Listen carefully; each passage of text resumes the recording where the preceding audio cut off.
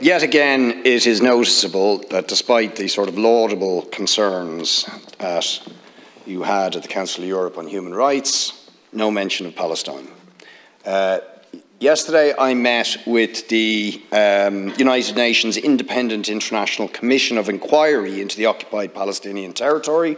I met them again with the Foreign Affairs Committee, and they are, in a word, looking for states to be consistent in terms of the application of international law and looking for accountability for states that are violating human rights, and they have detailed reports about how there is systematic denial of human rights to Palestinians going on, and critically that the International Court of Justice, at the recommendation of the Assembly and this committee, are looking for submissions on the question of whether the Israeli occupation of Palestinian territory has become permanent, and that therefore the possibility for Palestinian self-determination no longer is viable, because Israel, in practice, on the ground and by policy, has no intention of giving back territory it is seized by force.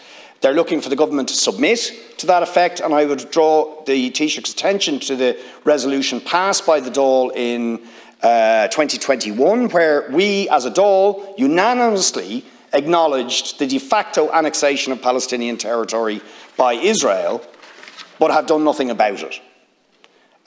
So the question I have, Taoiseach, is when are we going to apply the same principles, the same requirement for accountability on Israel for its violations of international law and human rights that we're applying to Ukraine, and when are we going to ask the International Criminal Court to prioritise its investigations into war crimes and crimes against humanity against Israel, as it is doing on the question of Russia and Ukraine?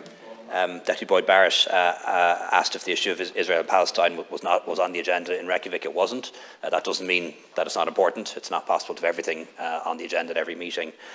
But I think it is worth pointing out that Israel has withdrawn from territories that it's occupied in the past.